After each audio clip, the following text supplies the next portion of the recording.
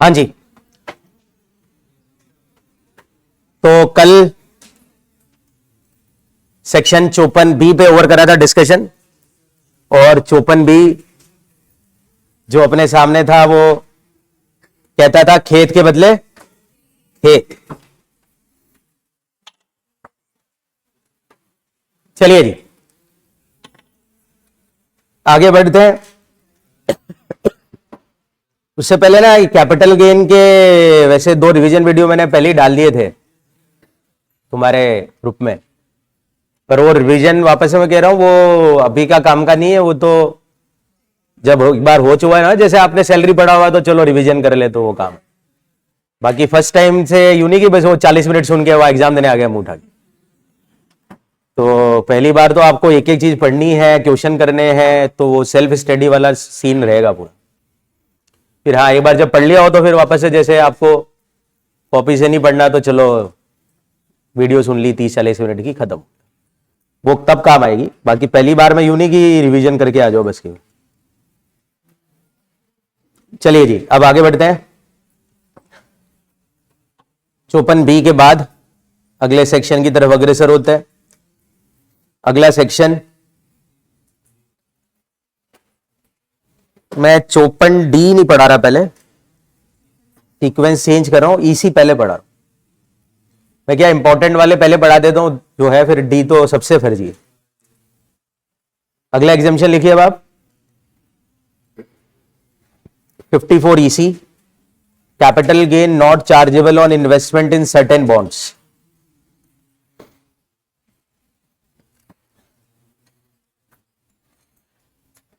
Capital gain not chargeable on investment in certain bonds.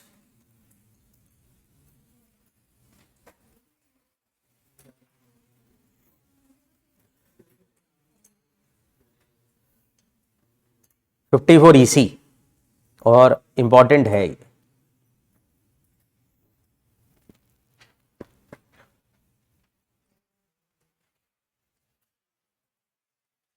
अगर मैं बात करूं कि 54EC क्या है, तो 54EC में क्या करना है आपको,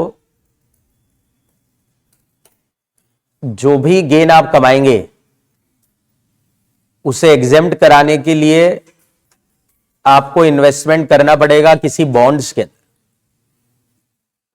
तो 8 पॉइंट इसके भी पढ़ते हैं। पहले तो शुरुआत करते हैं। सबसे पहला पॉइंट क्या होता है?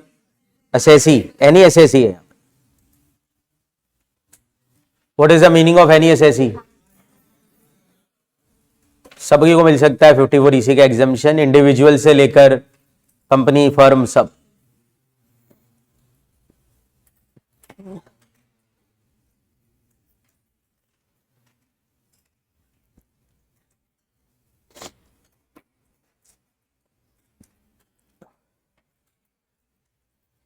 ओल्ड एसेट ट्रांसफर दिख रहा होगा आपको। लैंड और बिल्डिंग, बोथ तो लिखने की जरूरत ही नहीं है, लैंड और बिल्डिंग। केवल लैंड, बिल्डिंग, बोथ। बिल्डिंग के साथ तो वैसे भी लैंड बिकेगी। लैंड और बिल्डिंग।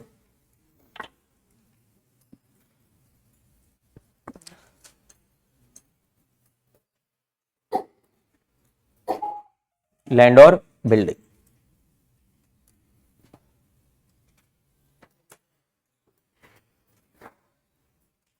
अब नेचर चाहिए बेटा लॉन्ग।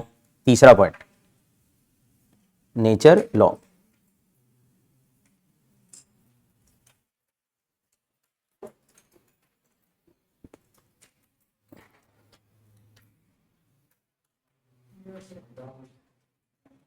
नेचर लॉन्ग हो गया।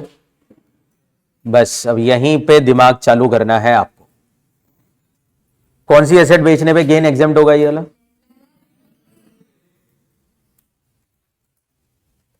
और 54 वाले में क्या बेचना था? 54 सेक्शन में रेसिडेंशियल हाउस। क्या रेसिडेंशियल हाउस बिल्डिंग नहीं होता? तो मैं बोल सकता हूं 54 में भी बिल्डिंग बेचना है, यहां पे भी बिल्डिंग बेचना है? नहीं बोल सकते। बहुत बड़ा फर्क है दोनों में।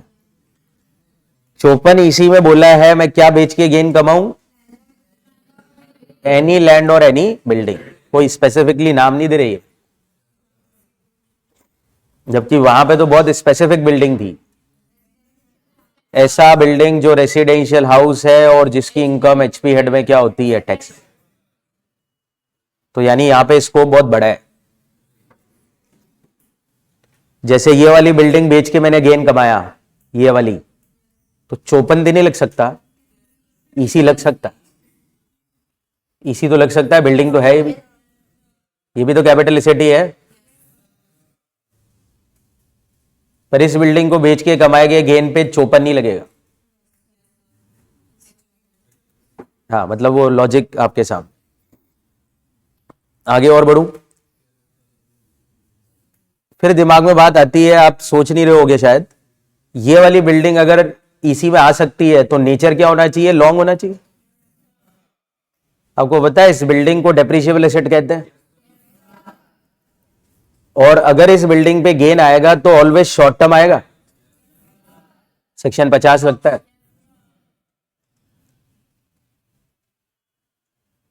तो क्या फिर भी ये बिल्डिंग ईसी की लायक है, क्योंकि ईसी के लिए तो वो लैंड और बिल्डिंग एलिजिबल है जिसका नेचर क्या है, क्योंकि नेचर तो मैंने लॉन्ग लिखा है।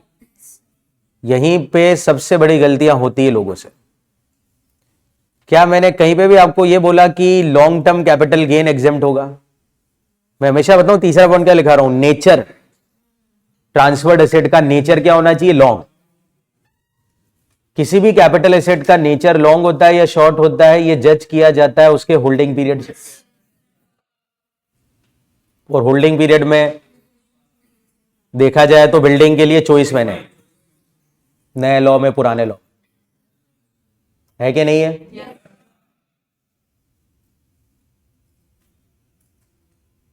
तो अगर ये बिल्डिंग मान लीजिए कि 10 साल पुरानी है, तो होल्डिंग पीरियड तो 10 साल हो जाएगा। होल्डिंग पीरियड 10 साल हो जाएगा, पर जब इसका गेन निकाला जाएगा तो सेक्शन 50 लगेगा। रीजन, डेप्रीशिएबल नेचर की एसेट पे सेक्शन 50 से गेन आता है, और गेन का आंसर हमेशा क्या आएगा, शॉर्ट। आप कुछ समझ रहे हो बात को? गेन हो सकता है लॉन्ग नेचर की एसेट पे भी शॉर्ट है। ये क्या बोल रहा हूं मैं, वापस से बोलूं लाइन। नेचर और गेन दो अलग शब्द है। वापस से बोलूं क्या आ गया, बोलो ये लाइन क्या बोली मैंने। नेचर तो होल्डिंग पीरियड से आ जाता है, इसीलिए इन्होंने स्पेसिफिकली क्लियरिटी दी है 54 इसी के अंदर आकर लॉ ने, कि ऐसी कैपिटल एसेट जो कि डेप्रीशिएबल है, अगर उसका नेचर लॉन्ग है, भले गेन क्या आता हो, एग्जम्पशन मिलेगी, एग्जम्पशन मिलेगी 54 इसी। क्योंकि लोगों के दिमाग में क्या है, ये टेंशन आ सकती है ना, क्या टेंशन बेटा, यार इसको जब मैं बेचूंगा, ये बिल्डिंग जब मैं बेचूंगा तब तो गेन शॉर्ट होगा, क्योंकि ये तो डेप्रीशिएबल है। 54 इसी में तो केवल लॉन्ग गेन ही एग्जेम्प्ट होता है, ये तो शॉर्ट है, क्या करूं मैं? तो जवाब है भाई, हमने कब कहा कि गेन लॉन्ग एग्जेम्प्ट होता है? हम तो ये बोल रहे हैं कि ट्रांसफर्ड एसेट का नेचर लॉन्ग, नेचर तो होल्डिंग पीरियड से जज होता। तो इसीलिए इसी के नीचे आप ये लिख दोगे, ब्रैकेट में लिख दो, ये वो जो सेकंड पॉइंट या थर्ड पॉइंट या सेकंड थर्ड के नीचे जो ब्रैकेट में लिख दो, क्या लिखा है बताओ।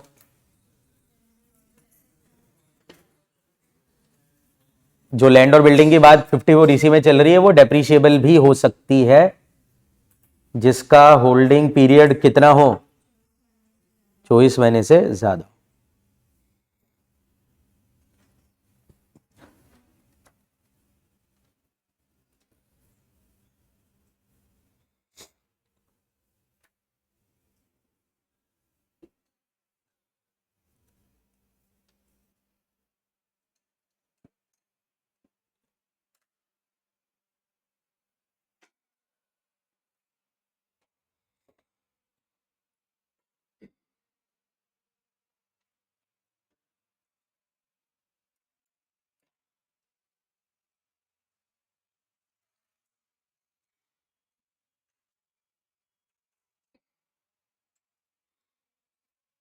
क्लियर है पॉइंट सबको? नेक्स्ट चौथा पॉइंट क्या है? New asset. तो अगर 54 इसी की एग्जाम्पशन चाहिए तो नया क्या लेना है भाई? अब सुन लीजिए, पहले लिखना मत कुछ भी। नया आपको लेना है ये, बोलिए क्या लेना है? आपको लेनी पड़ेगी लॉन्ग टर्म स्पेसिफाइड एसेट। क्या लेना है मुझे बताइए? लॉन्ग टर्म स्पेसिफाइड एसेट लेनी है। क्या होती है long term specified asset? Bonds होते हैं जो कि कम से कम 5 साल बाद रिडीमेबल हो। बोलना कितने साल बाद? और इशूड बाय पे ध्यान दे दीजिए आप तो, या तो इनके द्वारा इशूड हो। बताइए क्या नाम है पहली company? Company number 2, company number 3 और company number Indian railway finance corporation. इन 4 कंपनियों के इशूड ही होने चाहिए, तो इन बॉन्ड में पैसा लगाना है। ठीक है, तो लैंड और बिल्डिंग बेच के बॉन्ड खरीदने हैं 54 इसी के लिए। बोल दो ये लाइन। ठीक है, बॉन्ड इन्हीं कंपनियों के होने चाहिए, रिडीमेबल आफ्टर 5 ईयर्स होने चाहिए। डन है? अब लिखिए न्यू एसेट परचेज। अगर कंपनियों की फुल फॉर्म बना लोगे तो शॉर्ट ही लिख लेना, फुल फॉर्म याद नहीं रहेगी तो पूरा लिख लेना। याद रह जाएगी वैसे तो, नामी गिरामी कंपनियां, सभी जानते होंगे इनके बारे में।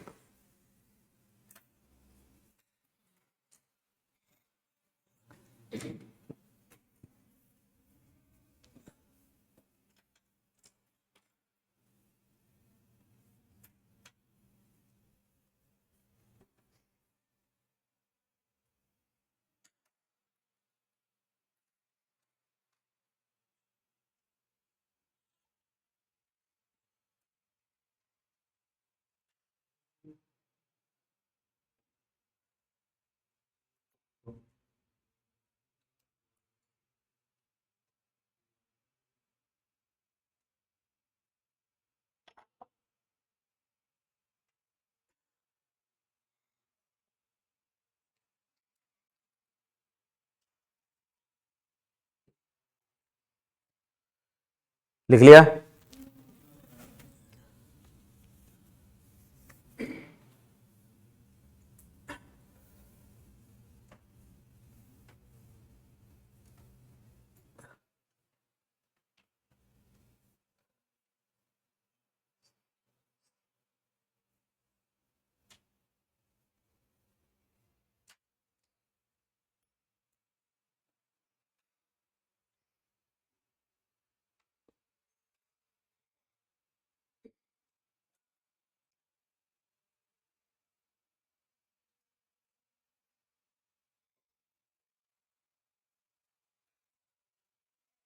अब क्या चाहिए?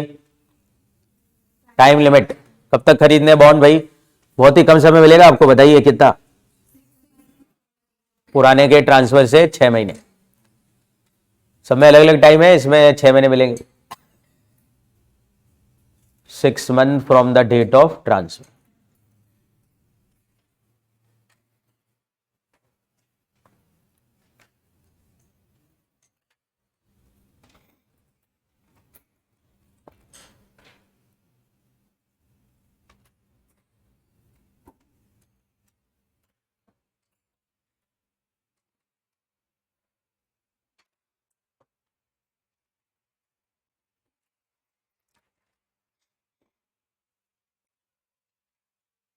हो गया? पक्का? अब क्या चाहिए? पांचों बातें पूरी है तो एग्जामिशन मिलना तय हो गया है। अमाउंट कितना है? वही ईसी वाले ही है। बताइए कितना? पुराने का कैपिटल गेन और नए की cost whichever is less, same as 54 EC.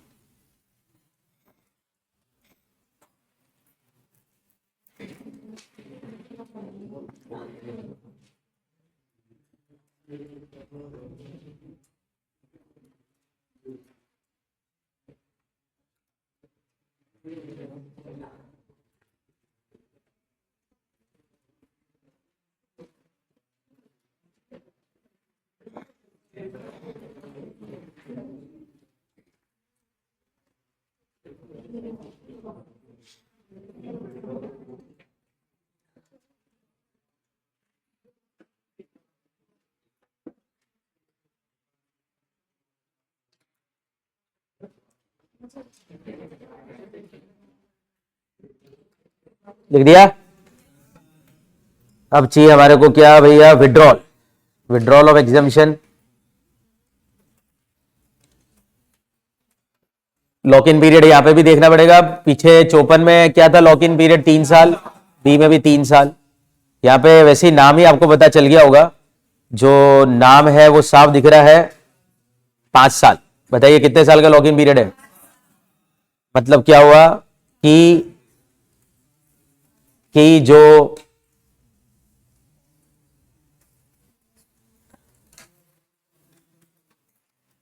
Bond में इन्वेस्टमेंट करा है, 5 साल तक वो बॉन्ड वापस से ट्रांसफर नहीं करे।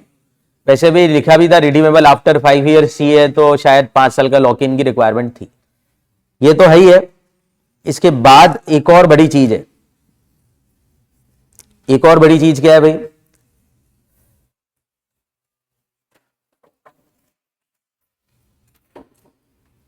5 साल तक ये बॉन्ड ना तो ट्रांसफर करने और ना ही इनको गिरवी रखकर कोई लोन लेना।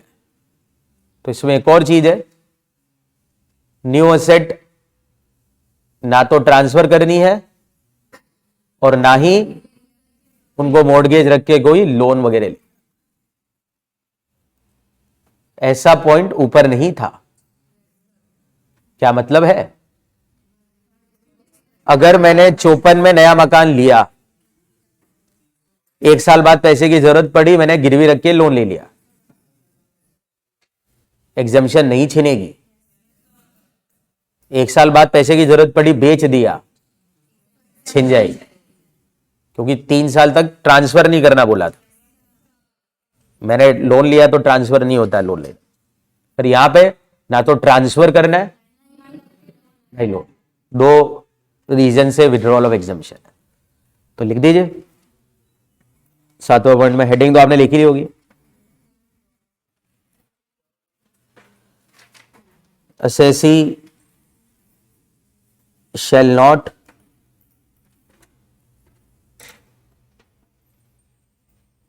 transfer new asset within 5 years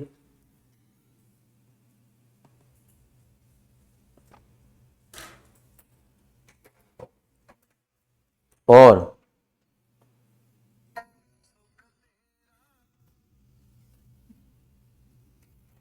hello class में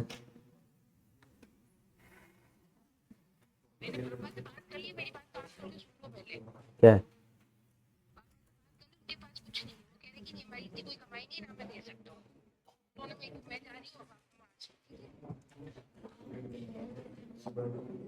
और shall not take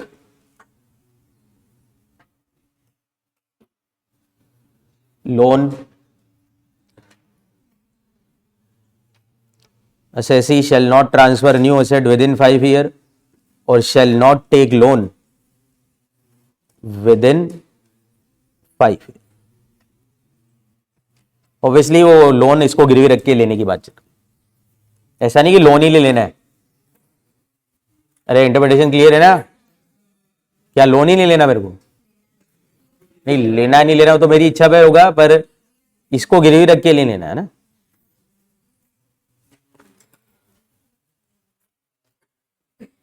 एट आ गया मेरे सामने, क्या है, इफेक्ट।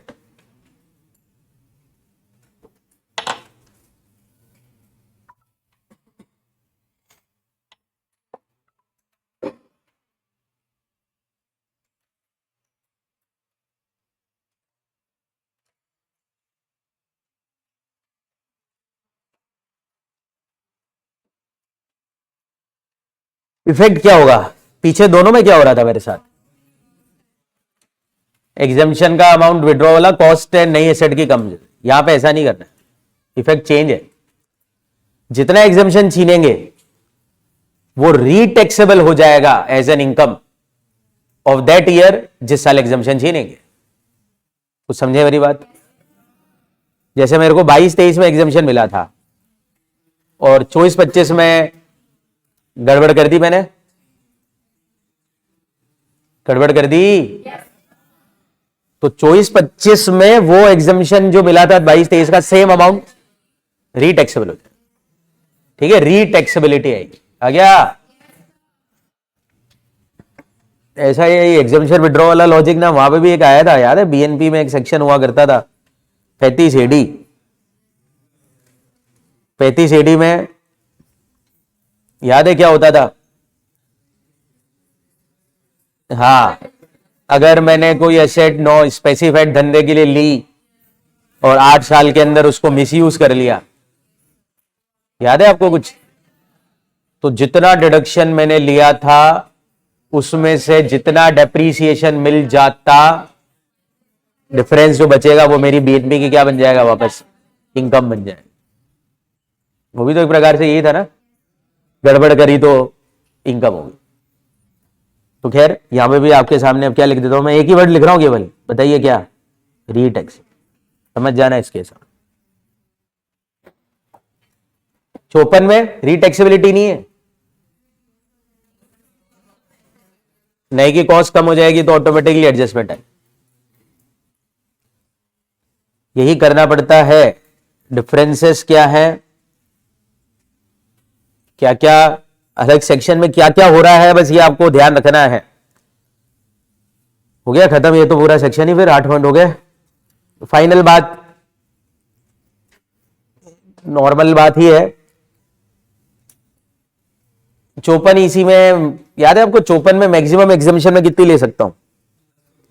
10 करोड़, क्योंकि वो उससे ज्यादा इन्वेस्टमेंट कंसिडर ही नहीं करते, याद है ना? 10 करोड़ आया था ना कल। तो 54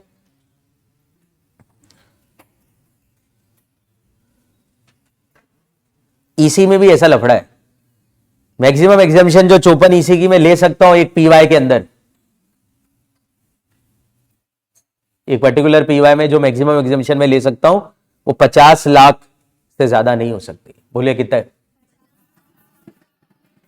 तो 50 लाख से ज्यादा की एग्जामिशन में ले ही नहीं सकता।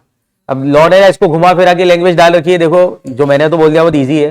लॉ मेरे को क्या बोल रहा बताऊं इसी चीज को समझाने के लिए, कि मैं जो इन्वेस्टमेंट कर सकता हूं बॉन्ड में साल के अंदर वो 50 लाख से ज्यादा नहीं कर सकता। जिस साल मैंने गेन कमाया उस साल मैक्सिमम इन्वेस्टमेंट में कर सकता हूं 50 लाख, और उसके अगले साल मिलाकर 50 लाख। अगले साल बताऊं क्यों बोल रहे हैं ये? अगले साल का इंटरप्रिटेशन ये नहीं कि अगले साल के गेन कब होगा तो अगले साल का इन्वेस्टमेंट वापस काम आ जाएगा। अभी जैसे मैं बताता हूं, जैसे मानो कि मैंने आज गेन कमाया, आज इस साल, तो ये साल अब खत्म होने वाला है। फरवरी में अगर मैं गेन कमा रहा हूं तो मेरे को इन्वेस्टमेंट करने के लिए 6 महीने मिलेंगे। अब अगर लॉ बोलता कि मैक्सिमम इन्वेस्टमेंट फाइनेंशियल ईयर में 50 लाख कर सकता हूं, तो मैं क्या करता हूं बताऊं? 50 लाख तो अभी 1 महीने के अंदर इन्वेस्ट कर देता, और बाकी 50 लाख अभी और 6 महीने तो अगले साल तक भी आएंगे ना। 6 महीने का टाइम है ना मेरे पास। तो मैं लोगों को बताऊं क्या बोलता है सरकार को कि आपने कहा साल का 50 लाख इन्वेस्टमेंट कर सकता हूं, ये थोड़ी ना बोला कि एग्जामिशन 50 लाख ले सकता हूं। अरे लोगों ने होशियारी मारी थी, पहले सरकार ने बस ये बोला हुआ था मैक्सिमम साल में इन्वेस्टमेंट कितना कर सकते हो, तो लोग 1.5 थे। 50 लाख तो अभी कर देता हूं 1 महीने के अंदर, फिर 50 लाख और कर दूंगा अप्रैल मई जून जुलाई के बीच में, और क्या बोलूंगा इस साल के 50 इस लाख। तो आपकी बात तो पूरी कर दी मैंने, साल का इन्वेस्टमेंट कितने से ज्यादा नहीं करा। पर 6 महीने के अंदर जो इन्वेस्टमेंट है, आप तो एग्जामिशन तो दोगे ना पूरे की, तो टोटल 1 करोड़ रुपए का मैं एग्जामिशन ले लो मेरे को। तो सरकार ने ना ऐसा बोल दिया कि इस साल और ओवरऑल मिलाकर अब नेट आंसर क्या बच गया? एक साल में मैक्सिमम एग्जामिशन में ले कितनी सकता हूं, इसका नेट आंसर यही बच गया। अरे क्लियर है? तो इतना लंबा चौड़ा दिमाग ना चल रहा हो तो एक लाइन तो याद ही रख लूंगा, इसी में मैक्सिमम एग्जामिशन साल की 50 लाख से ज्यादा नहीं ले सकते। लिख दो।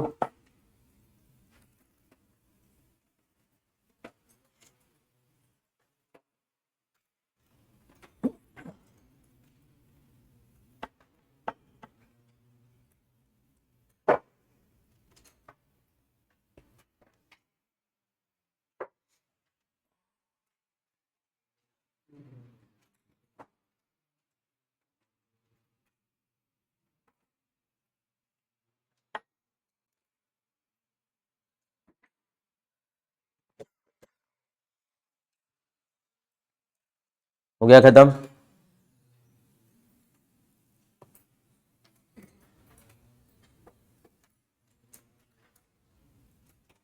अब एक और बात उठती है, सपोज करें मैंने रेसिडेंशियल हाउस बेचा, एक सिचुएशन बनाते हैं, साल 24-25 मकान बेचा, वो रेसिडेंशियल हाउस। इसको बेच के मान लीजिए मैंने एलटीसीजी कमा लिया 1.5 करोड़। तो कानूनन तौर पे क्या सीन है भाई बेटा मेरा? ये 2 मकान वाला क्यों दिमाग लगाते हो? मतलब मैं 2 मकान लेना जरूरी थोड़ी ना है, तुम 2 में सीधे क्यों उतर जाते हो यार? वो तो मेरी इच्छा पर है। अबे ये कानून तो यही था ना कुल मिला के। तुम तो मेरे को ये बोलो कि मकान लेकर आप 54 की एग्जम्पशन ले सकते हो। आपको जवाब इतना ही देना चाहिए। कितने मकान, वो मकान तो पूछूंगा जब, बताना मेरे को। तो अभी अगर मैं आपको बोलूं कि बेटा यार ये 1.5 करोड़ रुपए एग्जाम कराने के लिए कोई रास्ता है क्या, एज ए सीए राय दे दो, तो आपका जवाब सिंपल होगा क्लाइंट को कि भैया हाँ ये एक और मकान ले ले तो 54 वाली एग्जाम्पशन मिल जाएगी। अब मैंने बोला कि इसके अलावा कोई और रास्ता है क्या 54 के अलावा?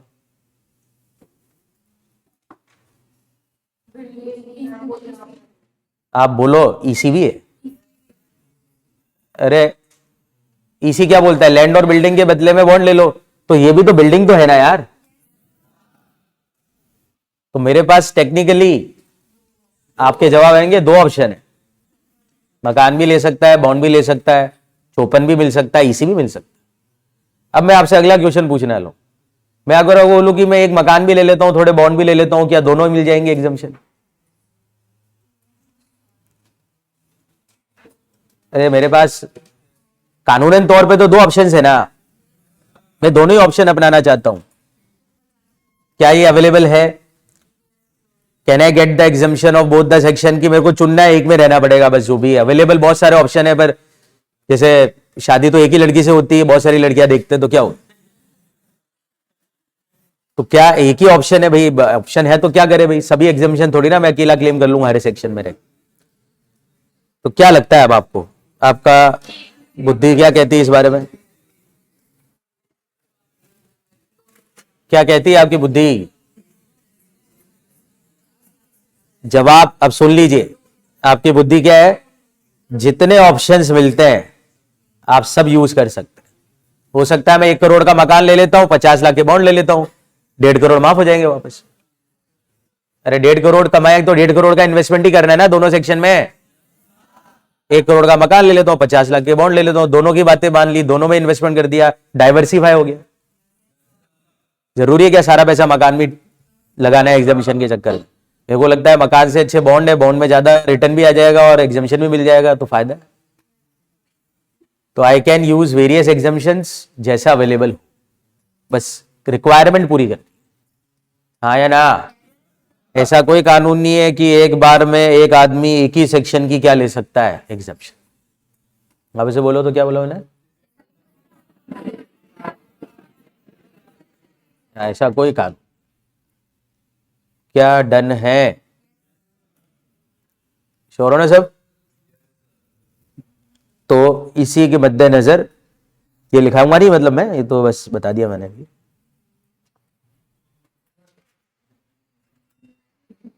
बोलना भाई हाथी।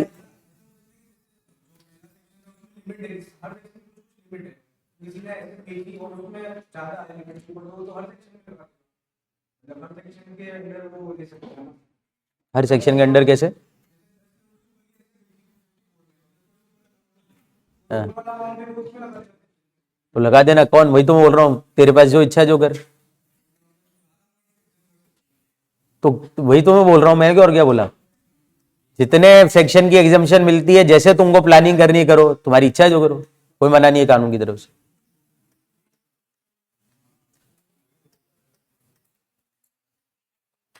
भाई मैंने 10 करोड़ 50 लाख का गेन कमा लिया, तो 54 में तो 10 करोड़ से ज्यादा की एग्जामिशन मिल ही नहीं रही है। तो अगर मैं उधर 10 करोड़ की लूं तो 50 लाख में मेरे को टैक्स देने की इच्छा नहीं है, तो 50 लाख के बॉन्ड ले लूंगा, भी मना नहीं कर रहा है।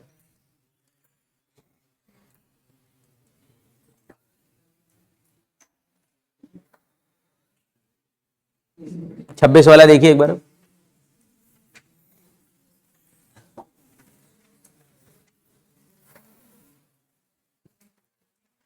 X transfers the following long-term capital asset. X transfers the following long-term capital asset.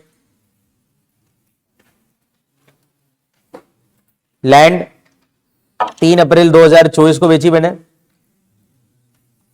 95 lakh में बेची और उसकी इंडेक्स कॉस्ट गिवन है सीधी 40 लाख।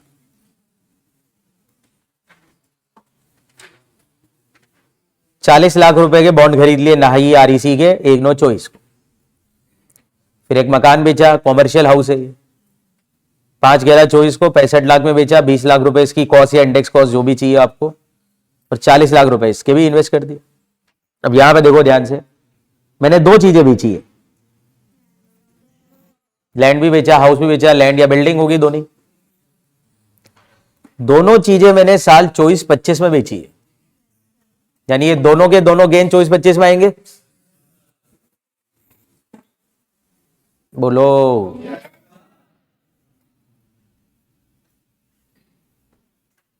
अगर ये दोनों गेन आएंगे तो कितना कितना गेन आ जाएगा, इसमें आ जाएगा आपका 55 लाख का डायरेक्टली निकल जाएगा ना, और इसमें आ जाएगा आपका 45। तो मैंने 1 करोड़ रुपए कमा लिया, मतलब हिसाब है सिंपल यार। अब मैंने क्या करा, 40 लाख का एक बॉन्ड ले लिया, फिर 40 लाख का ले लिया, देखो ट्रांसफर से 6 महीने के अंदर ले लिया, समय में लिए बॉन्ड, और बॉन्ड में देखो इन्वेस्टमेंट 50 लाख से नीचे करा हुआ है। पर वही तो मैंने अभी आपको समझाया, दोनों के दोनों इन्वेस्टमेंट के एवज में एक ही ईयर की कमाई एग्जेम्प्ट कराना चाहता हूं ना। क्या बोला, वापस से बोलो तो,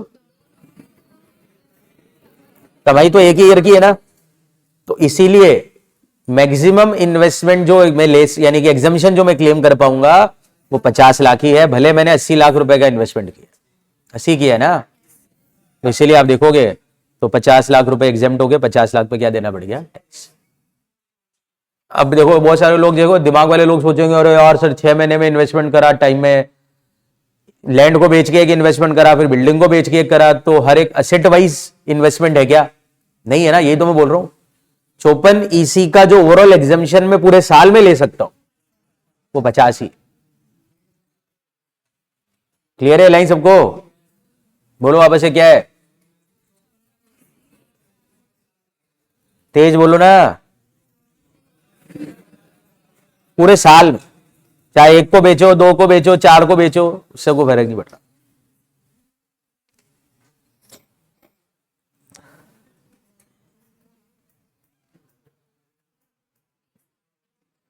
ये बाकी के भी आप करना, इसी वाले जो बचे रह जाएंगे।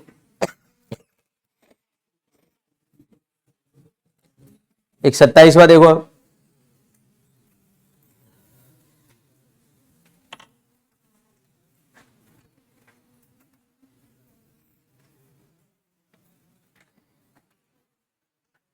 ट्वेंटी 27 पे ध्यान दो।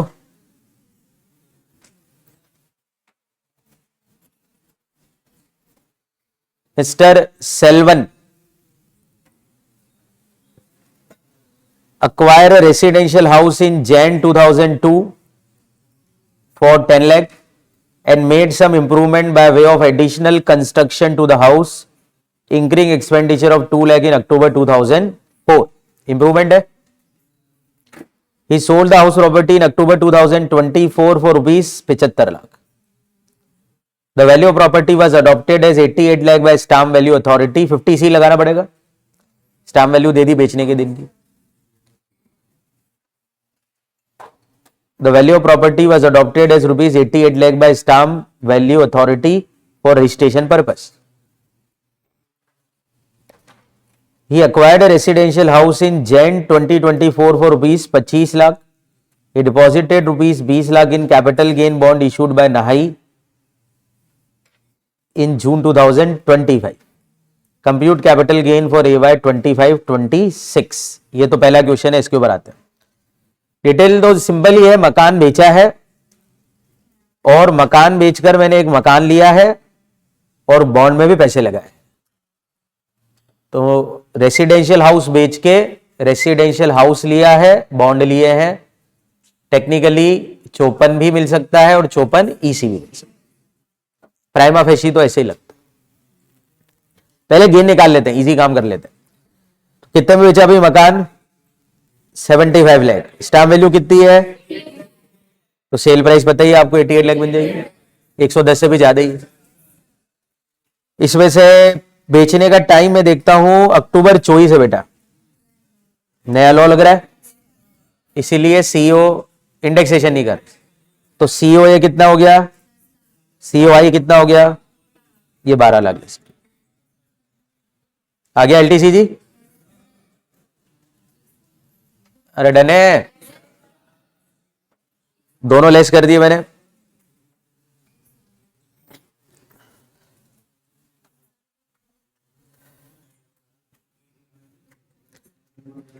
अब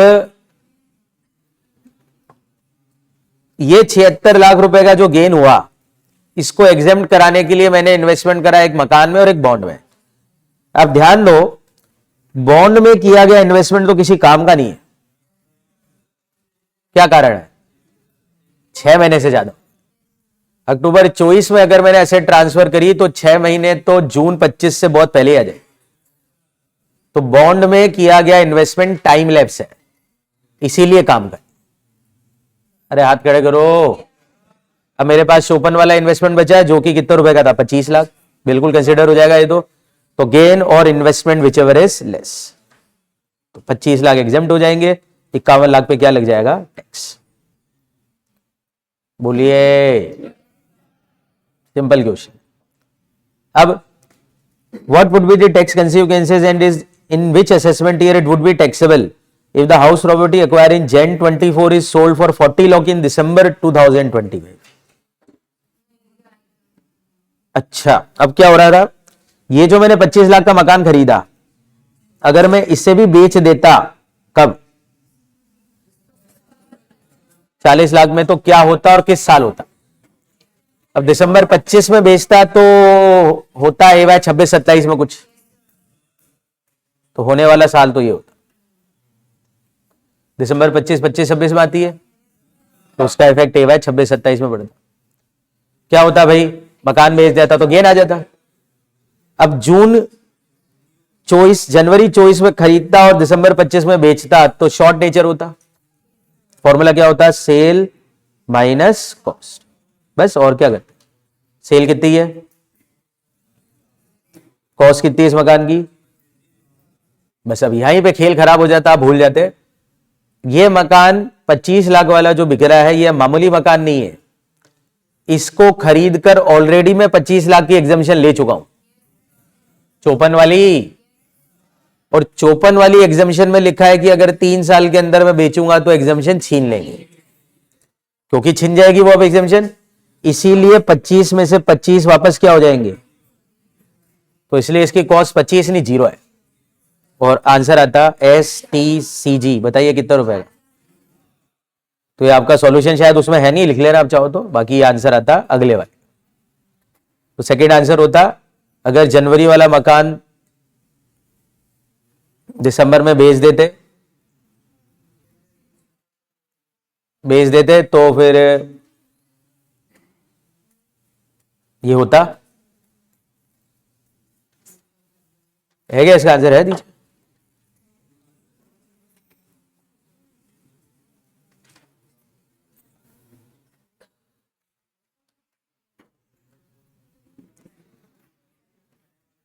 चलो,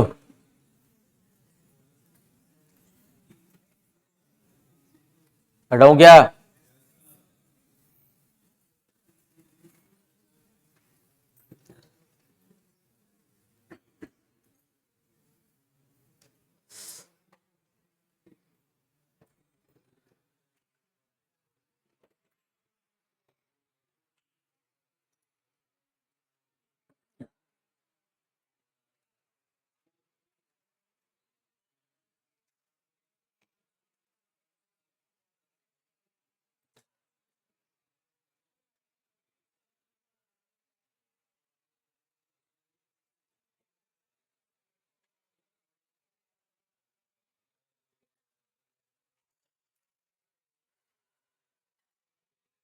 आ जाइए जी, अगला section, capital gain in case of investment in residential house 54F।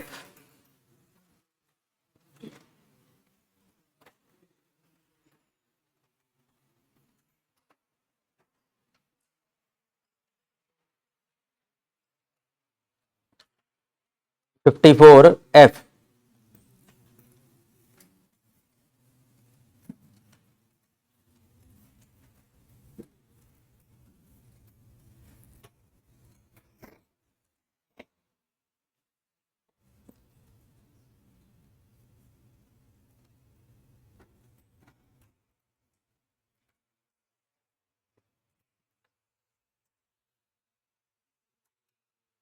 Important है ये बहुत।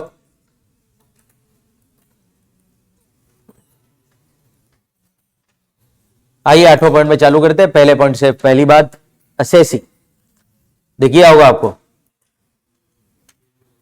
54F का एग्जामिशन मिलेगा वापस से केवल किसको, लिख लो,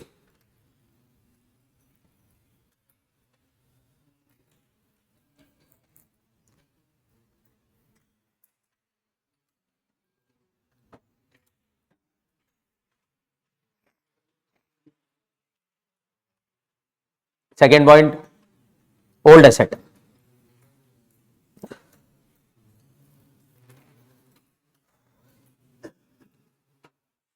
ओल्ड एसेट ट्रांसफर, ध्यान से सुनो यहां पे क्या बेचना है। Any capital asset other than residential house, क्या बेचना है मुझे, रेसिडेंशियल हाउस के अलावा कुछ भी बेचो, शेयर बेच दिए, ज्वेलरी बेच दी, जमीन बेच दी, कुछ भी बेच दिया चलेगा, 54F में सब चलेगा। रेसिडेंशियल हाउस नहीं होना चाहिए, ठीक है, क्यों है उसका रीजन अभी समझ में आ जाएगा, पहले लिखिए, ओल्ड एसेट के अंदर लिख दो, any capital asset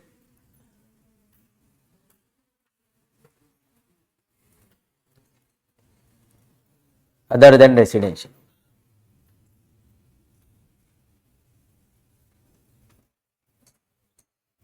nature long होना चाहिए ट्रांसफर्ड एसेट का,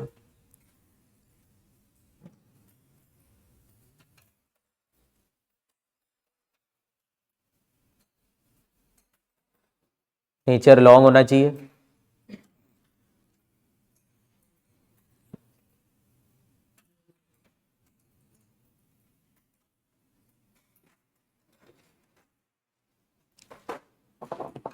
ठीक है।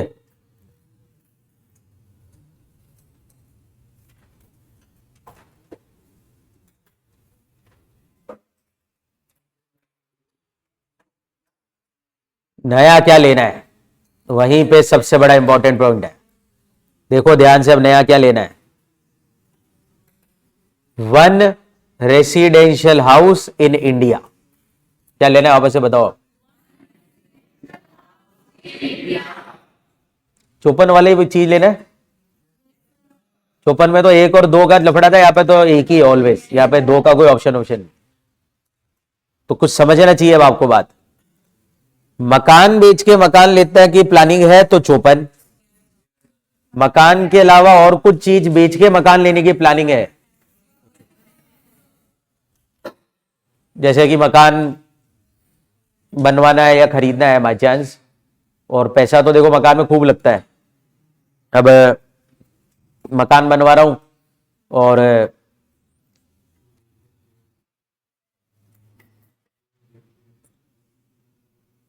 पैसे की जरूरत पड़ गई, शॉर्ट पड़ रहे थे पैसे, तो ज्वेलरी बेच दी, अब ज्वेलरी बेच दी, गेन हो जाएगा, बोलो ना, अब वो ज्वेलरी बेच के जो गेन कमाया है उसको एग्जेम्प्ट कराने के लिए नया मकान में पैसा लगा दिया मैंने, एग्जामिशन 54F की मिल जाएगी, कुछ भी बेच के मकान ले, अरे क्लियर है, शेयर बेच दिए, गेन हो गया, पैसे मकान में लगा दिए, 54F की एग्जामिशन मिल जाएगी, बोलो, तो सब चलेगा। मकान के अलावा मकान लेना है, क्लियर है सबको? तो लिख दो वापस से, क्या लिख लोगे? 1 रेसिडेंशियल हाउस इन, ये 1 2 वाला लफड़ा मत लगा देना, यहाँ पे 2 ले लो 3 ले लूं, ऐसा नहीं चलेगा।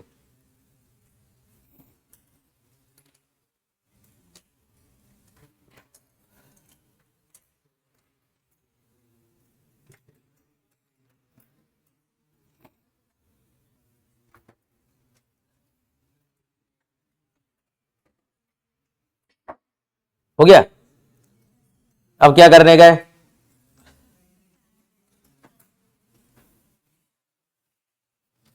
टाइम। जो चीज खरीदी है जब वो 54 वाली है, तो टाइम तो 54 वाली होगा। वही है सेम लॉजिक, अगर मकान खरीद रहा हूं तो 1 साल पहले 2 साल बाद तक कंस्ट्रक्शन करा रहा हूं तो कितने साल के अंदर में, तो टाइम लिमिट लिख दो सेम एज 54।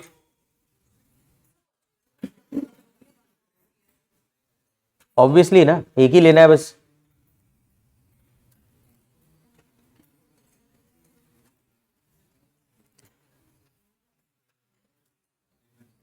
अरे ये पता नहीं अब इन्होंने क्या सोचा, शायद यही सोच रहे हो, ऐसा तो नहीं समझ रहे कि एक परचेज कर लेता हूं सर, एक कंस्ट्रक्ट कर लेता हूं, ऐसा नहीं है।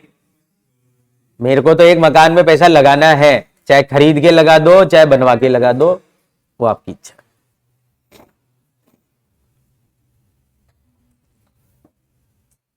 हो गया?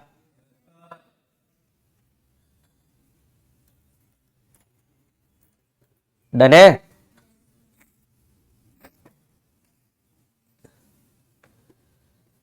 टाइम लिमिट हो गया, नया हो गया, सब हो गया। तो अब तो एग्जामिशन का अमाउंट आ गया, यही है। यहां पे ही चेंज है। हर सेक्शन में अभी तक सरकार क्या कह रही थी? पुराने का गेन,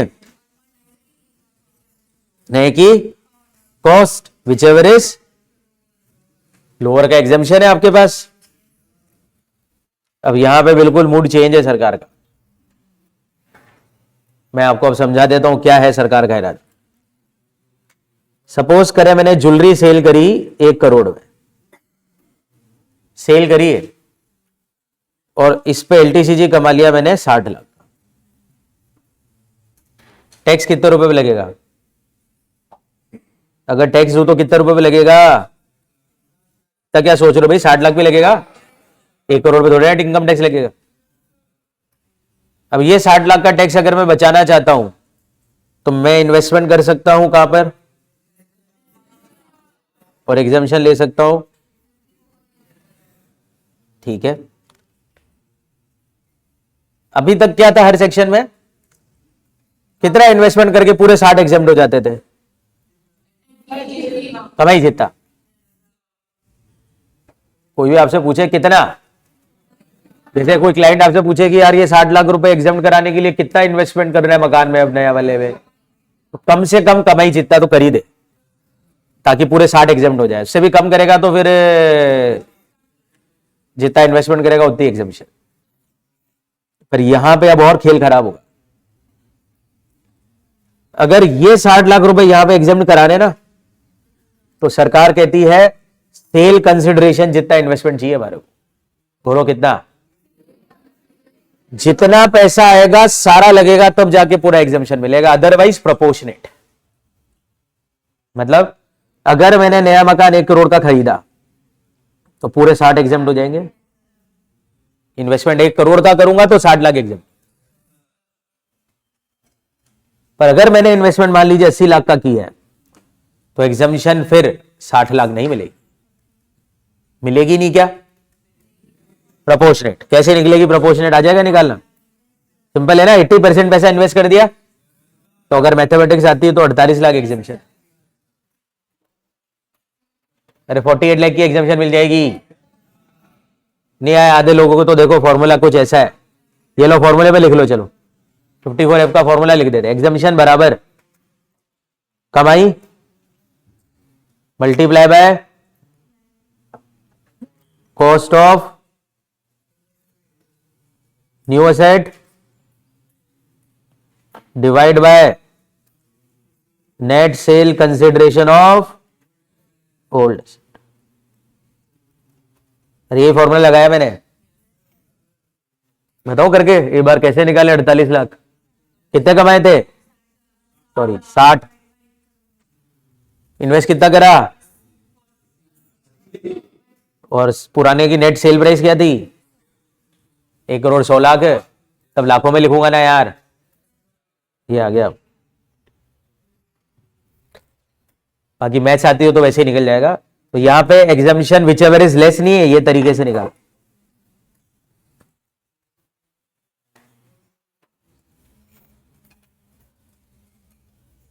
मतलब मैं बोल सकता हूं 54F में एग्जामिशन लेने के लिए इन्वेस्टमेंट ज्यादा करना पड़ेगा बाकी सेक्शन से।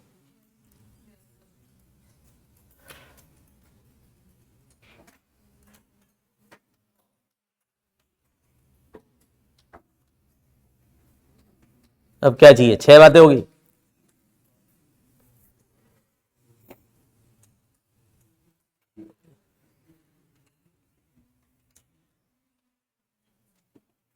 होगी 6 बातें। विड्रॉ लिख दो, वही 3 साल का लॉक इन है यहाँ पे भी, विड्रॉ ऑफ एग्जामिशन। क्या है 3 साल वाला कानून आता है,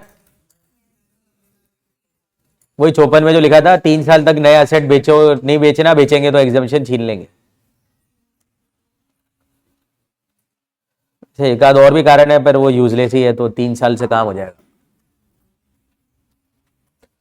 विड्रॉ ऑफ एग्जामिशन मतलब वही 54 वाली लिख दो, सेम है 54 का ही एज इट इज लिख दो, 3 साल वाला।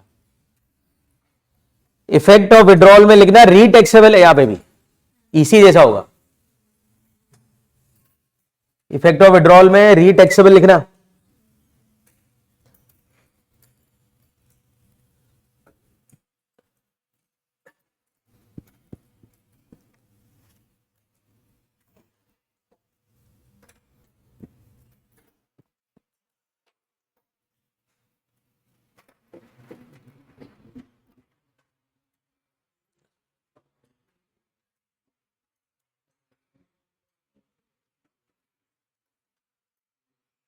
यार आस्था लड्डा है कौन, अच्छा रिद्धि पटवारी कौन है, वो तो कब से नहीं आ रही है, अब नहीं आएगी क्या। रिद्धिमा जैन कौन है, ये भी नहीं आ रही कभी से, सालों से शादी में गई है ये, 2 दिन से गायब है क्या। और रौनक अनंत कौन है ये, अच्छा वो चश्मे वाला लड़का, वही है ना, लास्ट में बैठ जाता चुपचाप से आकर।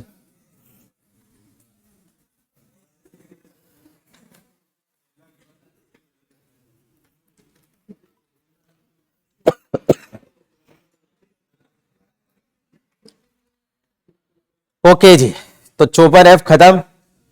अब हाँ 10 करोड़ वाला नियम यहां पे भी है,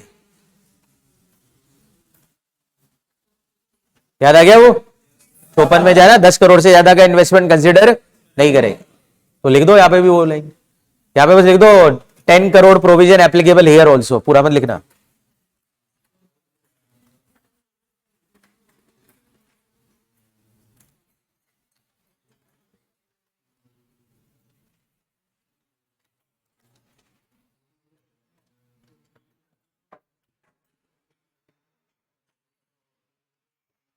अबे ये लिख दो यार,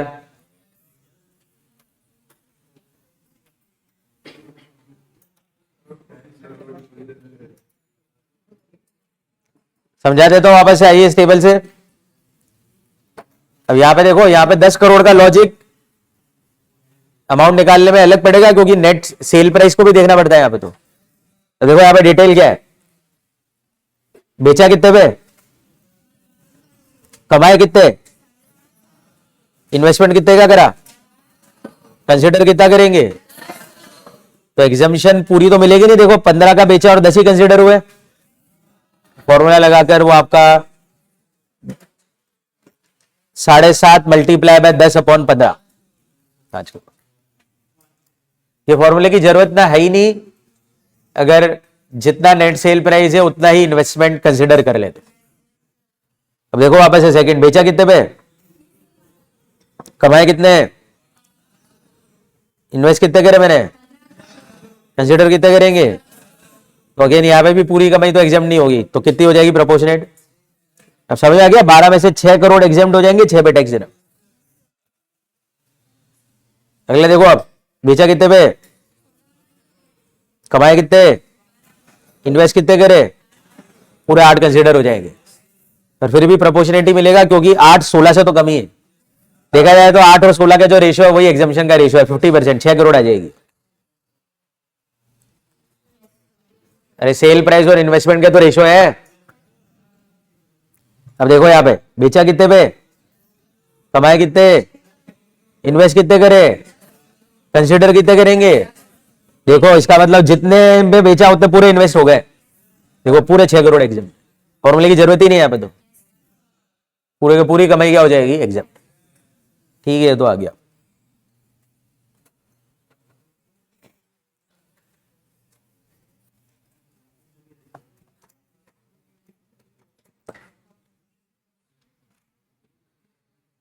अब एक फाइनल ट्विस्ट लाते हैं।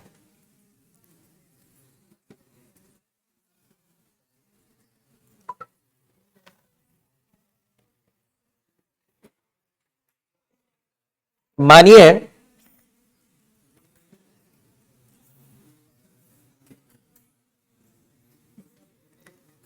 साल 24-25 है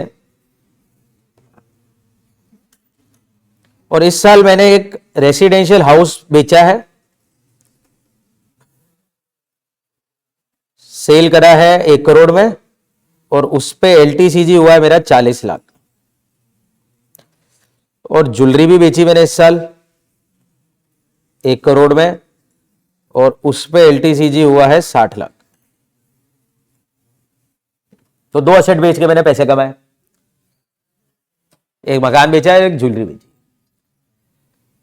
अब मैं ये दोनों की दोनों कमाई एग्जाम्प्ट कराने के लिए रेसिडेंशियल हाउस में इन्वेस्टमेंट कर रहा हूं।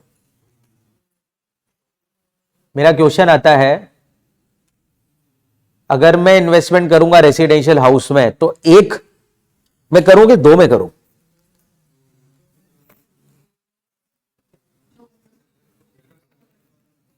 मैं कर तो सकता हूं 2 में, मतलब 2 में वाली की बात छोड़ो, मतलब उसका उल्टा करके पूछ लेता हूं, मतलब कि 54 का एग्जामिशन लेने के लिए एक मकान लूं और 54 इफ का लेने के लिए एक मकान लूं, कि एक ही मकान इतना महंगा ले लूं कि दोनों एग्जाम्प्ट हो जाए।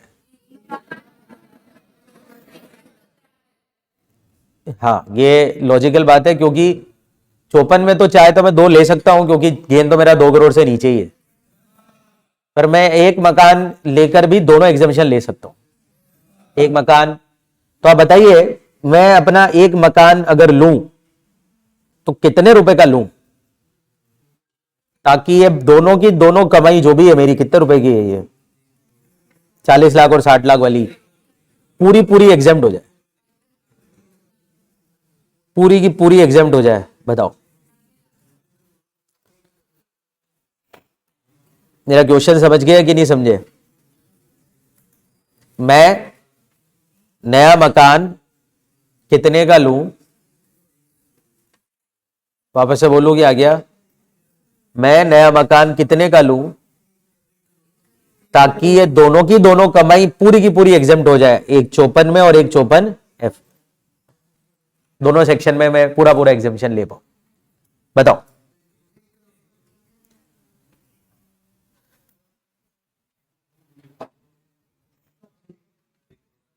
नया मकान की वैल्यू क्या हो, बताओ।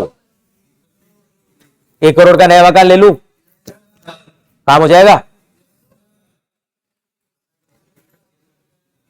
एग्जैक्ट नंबर बताना, एग्जैक्ट नंबर। 1 करोड़ 40 लाख का लूं तो एग्जाम्पशन मिल जाएगा पूरा का पूरा।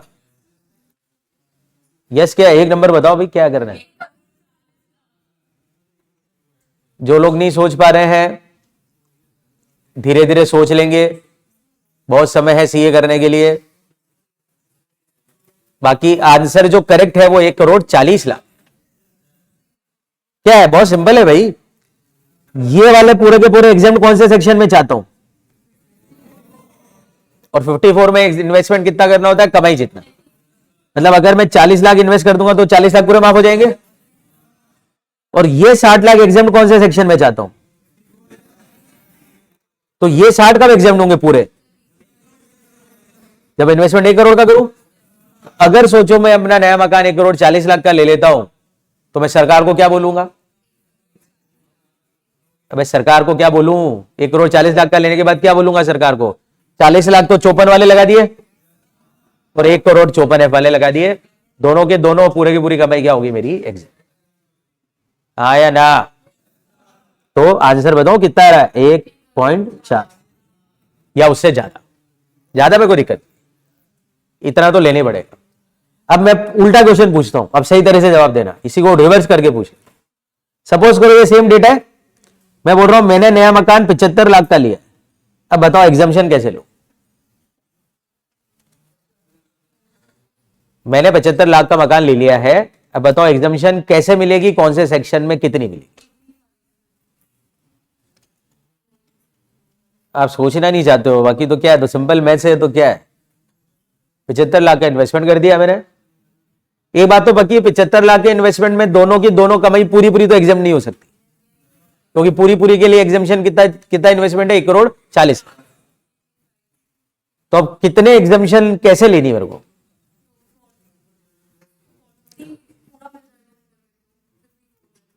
हाँ अब देखो यहां पे सोचना कैसे है, मैंने 75 का इन्वेस्टमेंट करा है, तो दोनों की दोनों कमाई पूरी तो एग्जाम नहीं होगी, तो मैं पहले क्या करूं, 54 वाली एग्जाम्शन, क्योंकि 54 में कम इन्वेस्टमेंट में ज्यादा एग्जाम्शन मिल जाएगी।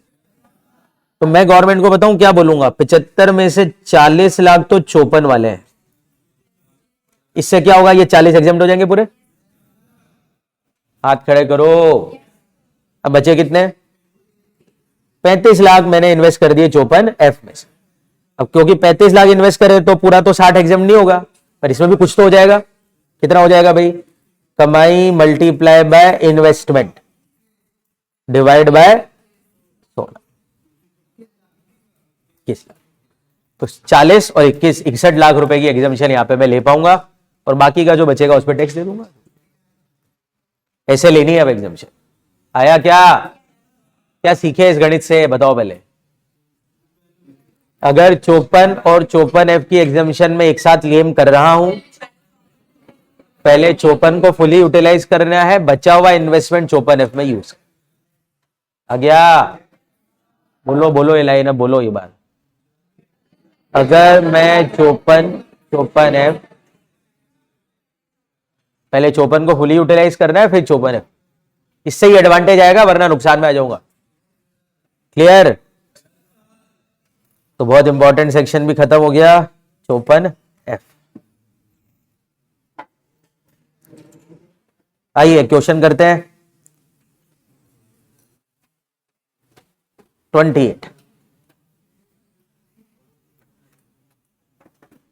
खत्म हो रहा है, सेकंड पढ़ाओ, मतलब एक ही सेक्शन बाकी है, वो तो फर्जी है, मैंने कहा था वो कल आती 2 मिनट खत्म करा दूंगा मैं। 54D, तो 6 एग्जामिशन है आपके कोर्स में टोटल, 6 कि 5 है, 4 तो 5 है। पहले 5 में से काम की कौन कौन सी भाई, 54 EC और 54F, तीनों बोलो, इन तीनों को आपको क्लेम करना आना चाहिए। अब आइए, mister X sold a plot of land to mister Y for ₹50 lakh. मैंने प्लॉट भेज दिया कितने रुपए में,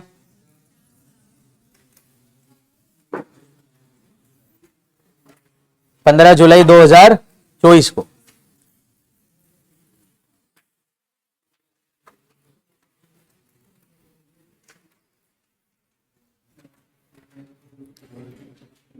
हो गया क्या,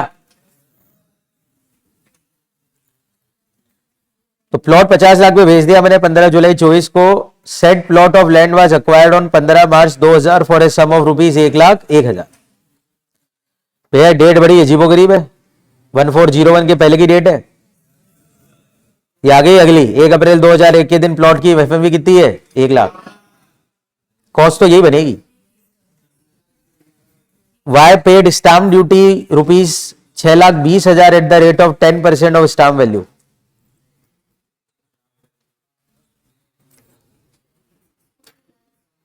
स्टाम्प ड्यूटी दे दी इन्होंने इस बार, यानी स्टाम्प वैल्यू जो है वो कितने रुपए की है? 62 लाख। आगे होगी सब कोई। स्टाम्प वैल्यू ठीक, उसके खिलाफ कोई ऑब्जेक्शन मैंने क्लेम नहीं करा, ठीक है। तो मतलब मैंने प्लॉट बेचा 50 लाख में, स्टाम्प वैल्यू 62 लाख है, खरीदने की कॉस्ट आगे गेन आ जाएगा इससे आराम से। और प्लॉट मैंने बेचा है 15 जुलाई 24 को, पुराना लॉ है। अरे बोलो यार, चलो इतने से गेन तो निकल ही आएगा ना, गेन निकाल लेते पहले। सेल प्राइस सही है 62 लाख, 110 से ज्यादा है।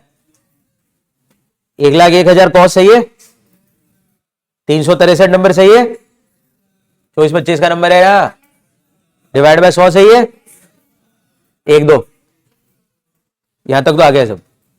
अबे ये काम तो सभी को आना चाहिए ना, ये तो कंप्यूटेशन है। अब एग्जामिशन के बारे में आगे बढ़ते। अब क्या करा देखो, इन्वेस्टमेंट देखो। Mister x invested 54 lakh rupees, 4 lakh was invested out of agriculture income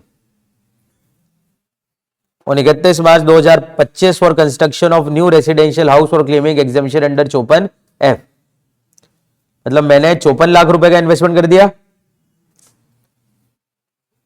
4 lakh रुपए इसमें से मैं कहां से लेके आया? मतलब 50 लाख का तो मकान बेचा, वो लगा दिया, और 4 लाख रुपए, ठीक है। Assessing officer allowed exemption under 54F taking into consideration investment in construction 50 lakh. अच्छा, ये क्वेश्चन उसके ऊपर है। एसएससी ने बोला कि भले मैंने 54 लाख लगाए हैं, पर एग्जामिशन के लिए 50 लाख ही कंसिडर करेंगे, क्योंकि 4 लाख रुपए तो मैंने जेब से लगाया कुल मिलाकर। अरे जेब से लगाया ना, कहीं से भी लाया होगा ना, मेरी इच्छा है जहां से लाया, ठीक है। Discuss whether the contention of AO is correct in law. अच्छा, अब सिंपल क्वेश्चन है, आप मेरे को बताओ, यहां पे सेल प्राइस क्या लिए लॉ ने? What is the sale price? 62 lakh ली ना लॉ ने। क्या मकान 62 लाख में बिका था क्या? तो लॉ ने अपनी इच्छा से सेल प्राइस बनी 85 लगा कर। अब एग्जामिशन 54F का क्या कहता है कि जितना कंसिडरेशन है उतना इन्वेस्टमेंट करके मैं एग्जामिशन पूरी ले सकता हूं। तो what is the amount of consideration? Legal consideration क्या है बताओ आप? मेरे पास भले कितने है, मेरे पास कितने है, पर आप तो 62 लाख को सेल प्राइस बना रहे हो ना। तो अगर मैं 62 लाख रुपए तक का भी इन्वेस्टमेंट करूंगा तो आपको पूरा इन्वेस्टमेंट कंसीडर करना है। आप ये रोना नहीं रो सकते कि नहीं तेरे पास तो 50 लाख की है तो बाकी कहां से लेके आया। तो आपने भी तो 50 के 62 बना दिए। इतना अगर आप धर्म ईमान की बातें करते हो तो आप भी 50 लाख पे टैक्स लो। तो ये केस लो भी है कि केस लो आपके कोर्स में नहीं है, तो इसीलिए हमारे तो जवाब में है कि पूरे 54 लाख के हिसाब से एग्जामिशन मिल जाएगी। तो 54 लाख के हिसाब से गेन पूरी तो मिलेगी नहीं, आपको बताइए, क्योंकि पूरी के लिए तो इन्वेस्टमेंट 62 करना है। तो फॉर्मूला लगा लिया, gain multiply by investment divide by sale price. Clear? तो एग्जामिशन ये मिल जाएगी और ये आपका टैक्स आ गया। क्या क्या था इस सेक्शन का? क्वेश्चन का लॉजिक क्लियर हो गया? देखो, इमोशनली फूल बन सकते हैं अपन, सही बात है। आज जैसे अभी एक बोल भी रहा था पीछे, तू बोल रहा था अभी 50 लाख ही बोल रहा था। हाँ, ये मन कहता है, हाँ यार सही बात है। मन में ऐसा विचार आते हैं ना कि हाँ यार 50 लाख ही तो है जो है, बाकी 4 लाख तो कहीं और से लाया तो उसका थोड़ी ना मिलेगा। पर चक्कर क्या है कि अगर आप लीगली सोचोगे तो यार, अगर 50 लाख के हिसाब से आप इन्वेस्टमेंट दो, 50 लाख ही सेल प्राइस रखते ना। अगर 50 आप इधर रखते तो मैं 50 इन्वेस्ट करके पूरे ही गेन एग्जाम करा लेता ना। एक तो फोकट में आपने 50 का 62 करवा दिया उधर, तो फिर 62 लाख तक का इन्वेस्टमेंट भी मेरे को एग्जामिशन के लिए कंसिडर करने दो, फिर मैं कहीं से भी लाऊं पैसे, तुम्हारे क्या काम।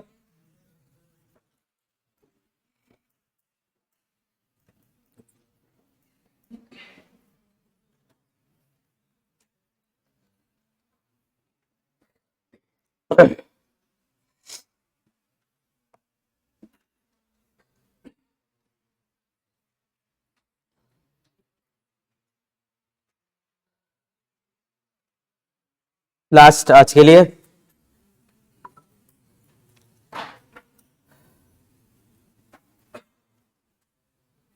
मिस्टर एक्स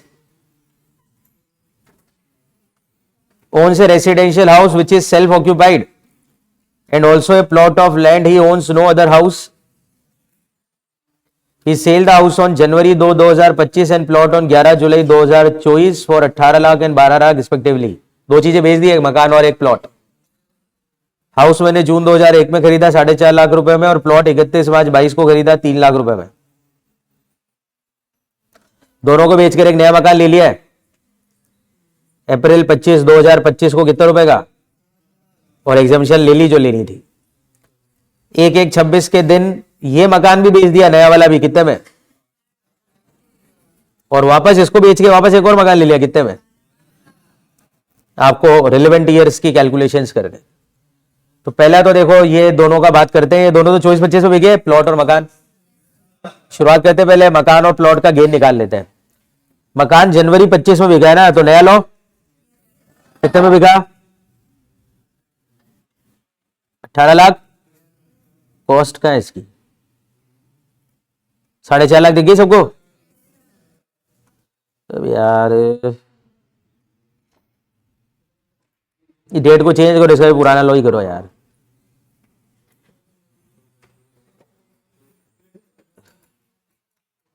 तारीख कर लो ना इसकी.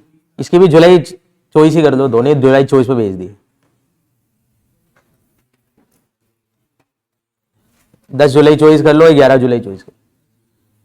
चलो खैर फिर इंडेक्सेशन कर लेते हैं. अब 4.5 लाख रुपए का इंडेक्सेशन करके आ जाएगा. सही है.